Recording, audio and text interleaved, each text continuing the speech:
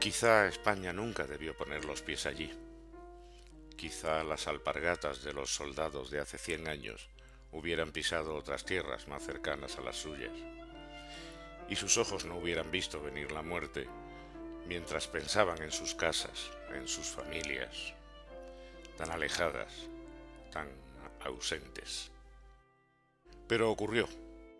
y ahora nos toca contar lo que hace un siglo llevó a que el ejército español en África sufriera la que es, sin lugar a dudas, la mayor derrota de su historia. El siglo XX había empezado con varios finales de año ilusionantes. La nueva década que entraba en la 20ª centuria. Y aunque no se instauró la tradición hasta el excedente de producción de 1909,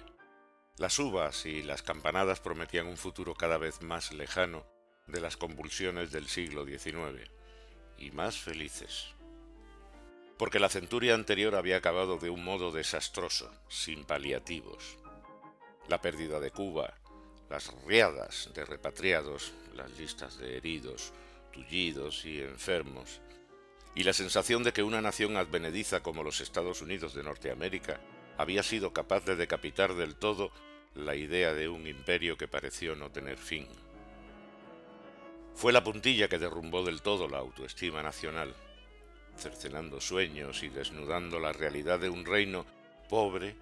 que renqueaba entre tristes cifras de penuria, analfabetismo y atraso.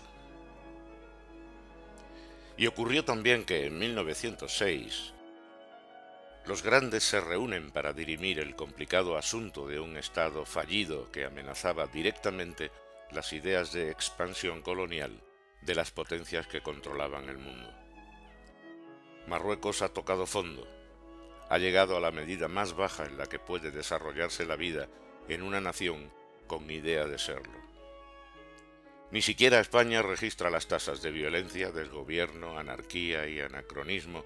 que hacen del país norteafricano un avispero en el que esperan los mayores desatinos. Hay un monarca, Mulay el-Hafiz, heredero de una dinastía inválida, la Alawí, que sin embargo, alegre y desenfadado, se desentiende de su falta de poder y se retira a Tánger, el último reducto de sus dominios, donde se entrega con energía a su pasión por las maravillas tecnológicas europeas, por la vida regalada de una corte ficticia y jadeante, ante la que las cancillerías europeas prometen un futuro halagüeño si accede a aceptar la mano que se le tiende. En 1906, dispuestos a solucionar el problema marroquí, se reúnen 12 estados de entre los más determinantes del momento. Unas Naciones Unidas creadas ad hoc para un asunto puntual. Alemania, el Imperio Austrohúngaro, Bélgica, Italia, Estados Unidos, Francia, Países Bajos, Portugal, Reino Unido, Rusia y Suecia acuerdan afrontar el problema marroquí y eligen la ciudad española de Algeciras, a medias europea, a medias africana, para discernir el mejor modo de aupar a Marruecos dentro de la órbita occidental, que tanto depende de las vías de comunicaciones marítimas para sostener sus colonias. Y España se ve a sí misma llamada a sentarse como anfitriona a la misma mesa en la que los grandes, los triunfadores, van a trinchar las viandas de un banquete al que, de haberse celebrado en otro lugar, nunca hubiera sido invitada. Las naciones, como las personas, tienen su carácter, sus debilidades, sus vicios y sus virtudes, pero en honor a la verdad, no fue sólo la vanidad lo que empujó a España a formar parte del Ágape, ya que hacía un tiempo que tenía pretensiones al otro lado del estrecho de Gibraltar, solo que su invalidez funcional no la hacía abrigar esperanza alguna, hasta ahora, que acaban de hacerle un hueco entre los grandes. No obstante, fue Gran Bretaña, para sorpresa de muchos, la que impuso un libreto para el personaje hispano. Frente a las apetencias ambiciosas de Francia, que estaba a un paso de quedarse con todo el noroeste africano, puso sobre el tapete la baraja de los derechos españoles, ganados a costa de mantener sus posesiones norteafricanas, algunas desde el siglo XV. Y la recién vapuleada España, humilde a la fuerza, se encontró con que le era asignado un territorio de 26.000 kilómetros cuadrados, que se extendía desde la costa del Atlántico hasta el curso bajo del río Muluya, más de 350 kilómetros de largo, por 50 de ancho en su parte más angosta. No sabemos si se consideró lo suficiente el peso de tener que ejercer un protectorado sobre un país que carecía de todo, ya que crear las infraestructuras necesarias e implantar las organizativas iba a suponer un coste desmesurado para unas arcas exangües. Pero sí brilló el señuelo de la riqueza mineral del futuro territorio a proteger, y que en buena parte procedía de suposiciones e incluso leyendas que algún cacique local se había encargado de propalar. La conferencia de Algeciras acabó rodeada de parabienes y gestos satisfechos de los estados poderosos, que se preocupaban por llevar la paz y la civilización allí donde éstas escaseaban, aunque fuese el afán de dominar lo que realmente les movía a mostrarse magnánimos. Eso sí, dejaron en manos de Francia y España la tarea de delimitar con precisión las fronteras que separarían ambos territorios, el español al norte, el francés al sur, como si la historia jugara con la geografía para invertir la secular posición de ambos países en Europa. Fue una suerte que un año después se pudiese certificar la realidad de la riqueza minera, al menos en la zona oriental, cerca de Melilla. Y puede que la dilación con que París lastraba la firma del acuerdo con España en Marruecos obedeciera a una actitud preventiva de quienes no querían perder el beneficio de lo recién descubierto. Pero no. La cuenca minera de Wixan, situada a una veintena de kilómetros del puerto de Melilla, reunía suficientes ventajas para convertirse, casi por sí sola, en el motor de la financiación de buena parte de los caudales que se iba a necesitar invertir en la zona. Examinadas en Madrid las muestras, arrojaron una calidad de más del 60% de pureza en hierro, algo realmente fuera de lo común, y mientras los franceses, cautelosos, hacían que exploradores a sueldo recorrieran la zona para dar con un yacimiento gemelo, se funda en Madrid la Sociedad Española de Minas del Rif, con el aporte de capital procedente de las grandes riquezas del reino y, sobre todo, dando carácter de oficialidad al establecimiento de sus instalaciones alrededor del monte Wixan, un raro crestón de hierro casi puro que ni siquiera precisaba perforar galerías, ya que la extracción se realizaría a cielo abierto.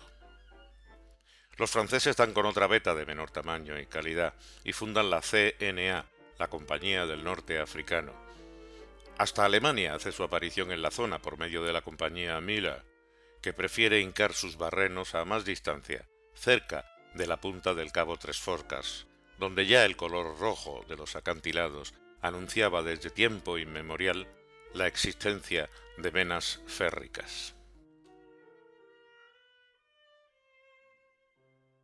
Con el beneplácito del sultán y las perspectivas de una actividad rentable, todo parecía hallarse dispuesto para echar a andar en la empresa del protectorado. Pero había un problema. En todo el territorio del nordeste marroquí no gobernaba el sultán, sino que ejercía su poder un curioso personaje que, con mano de hierro, mantenía sujetas a las cábilas, implantando justicia a su modo y manera y controlando el comercio entre las tierras argelinas, la costa norte y las vías de comunicación saharianas. Este reyezuelo se llamaba Gilali Bendris Serhuni, aunque era apodado como el Rogui Buhamara, es decir, el pretendiente de la burra, ya que había comenzado sus andanzas subido en esa clase de animal, y haciéndose pasar por un hermano del sultán, desaparecido durante la niñez, reclamaba la corona de Marruecos, revestido de esa legitimidad inventada que en una cultura sedienta de prodigios y maravillas era suficiente para obtener la sumisión de los territorios en los que su ejército campaba. Reinaba desde Seluán,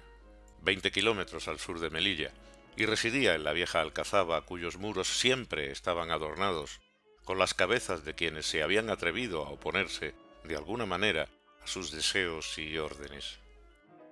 La falta de su ojo izquierdo, en cambio, no le privaba de una aguda visión para manejar los asuntos que pudieran reportarle algún beneficio, y consciente de las ansias europeas por echarle mano al mineral de hierro, consolidó su poder en la zona autorizando las explotaciones mineras españolas, francesas y alemana, a cambio de suculentos porcentajes del beneficio, lo que le aupaba aún más ante los ojos de sus súbditos. Acuciada por la necesidad de encontrar un reactivador económico para la zona, España se aviene a negociar con Errogui, a pesar del compromiso firmado ante el sultán, lejano e inoperante, con lo que a lo largo de 1908 se comienzan los trabajos previos al establecimiento de las minas, construyendo instalaciones y el tendido del ferrocarril, lo que envalentona lo suficiente a Bujamara como para plantearse ampliar el territorio bajo su poder, y hace avanzar a sus tropas hacia el oeste, seguras las espaldas por los ingresos previstos en cuanto los europeos comiencen a pagar por lo que extraigan. Pero ocurre lo impensable. El ejército del sultán,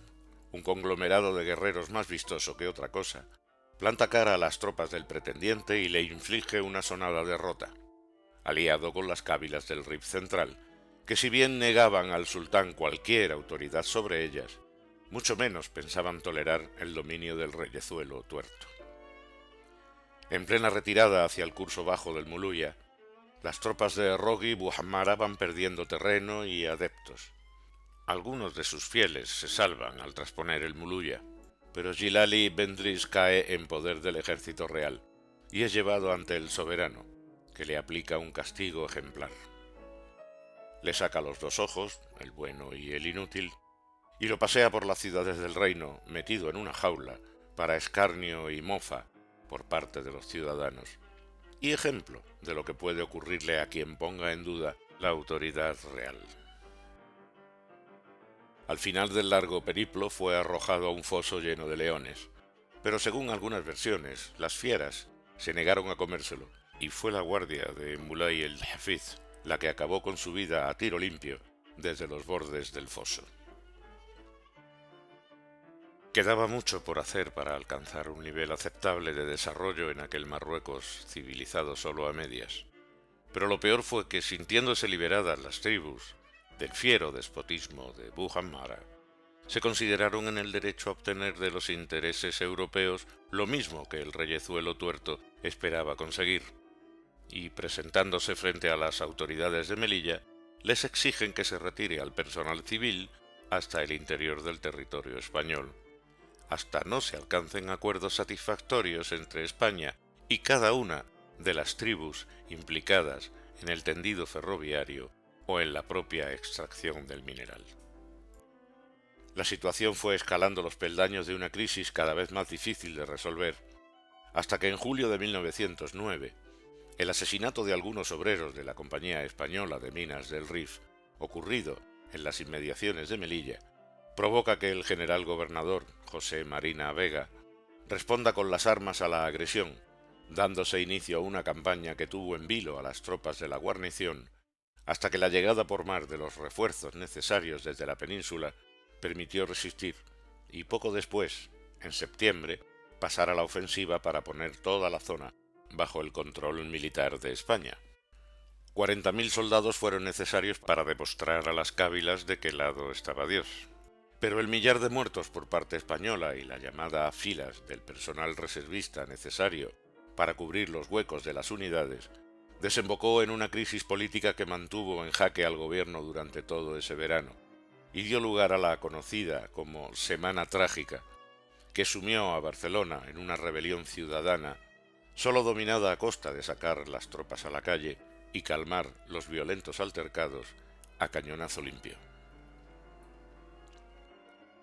Para enero de 1910, todo parecía volver a su cauce en Marruecos, y los trabajos en las minas marchaban a buen ritmo, mientras que, en paralelo, las empresas españolas comenzaban a implantarse con objeto de introducir tecnología y sacar las prácticas agrícolas de sus modelos medievales.